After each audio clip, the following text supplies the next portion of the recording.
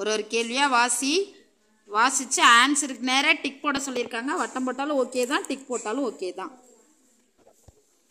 பெயர்ச்சொல் வினைச்சொல் கண்டுபிடிச்சி எழுத சொல்லியிருக்காங்க. ஸோ அதுக்குள்ளே இருக்கிற பெயர்ச்சொல் வினைச்சொல் கண்டுபிடிச்சிக்கோ. 3வது கொஸ்டின் தொடர் அமைச்சு எழுதணும். ஸோ நீ எழுத போகிற வரிக்குள்ளே அந்த வார்த்தை இருக்கணும், அவ்வளோதான். 4வது கொஸ்டின் ஒரு டேஷ் கொடுத்து 2 வேர்டு கொடுத்துருப்பாங்க. எந்த வேர்டு சரியோ அதை டிக் போட்டு எடுத்து எழுதிக்க போகிற, அவ்வளோதான்.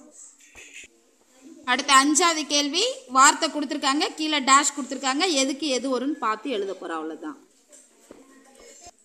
6வது கொஸ்டின் இணைப்பு சொல் கொடுத்துருக்காங்க, கண்டுபிடிச்சி இணைக்க போகிற, அவ்வளோதான். அந்த டேஷில் எழுத போகிற. அடுத்து 7வது கொஸ்டின் 1 2 நம்பர் போட சொல்லியிருக்காங்க, வரிசையாக நம்பர் போடு. 5வது 8வது கொஸ்டின் அங்கே ஒரு விளம்பரம் கொடுத்துருக்காங்க, கீழே கேள்வி இருக்கு, அதுக்குரிய பதிலை நீ தான் கண்டுபிடிச்சி எழுதணும்.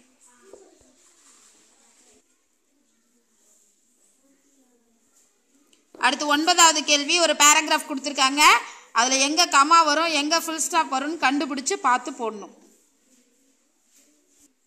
அடுத்து 10வது கேள்வி இங்கே ஒரு விளம்பர பலகை இருக்குது, இதுலேயும் கீழே கேள்வி இருக்குது, நீ அதுக்குரிய ஆன்சர் பண்ண போகிற. அடுத்து பள்ளி அளவில் விளையாட்டு போட்டி மட்டும் இல்லை, இது உங்கள் ஊரில் நீ உங்கள் ஸ்கூலில் எதுலெல்லாம் கலந்துக்கிட்டே அது எல்லாத்துலேயும் நீ எழுதலாம். அடுத்து 11வது கேள்வி இரட்டை கிளவி அடுக்கு தொடர் கண்டுபிடிச்சி எழுத சொல்லியிருக்காங்க, கண்டுபிடிச்சி எழுத போகிற. அடுத்து 12வது இது லெட்டரா, கடிதம் எழுதுக. எதுக்கு கடிதம் எழுத சொல்லியிருக்காங்க? கலை திருவிழாவில் நீ ப்ரைஸ் வின் பண்ணிட்ட, அந்த ப்ரைஸ் வாங்குறதுக்கு ஒரு ஃபங்க்ஷன் வச்சுருக்காங்க, அதுக்கு உன் ஃப்ரெண்டை வர சொல்லி நீ எழுத போகிற, அவ்வளோதான்.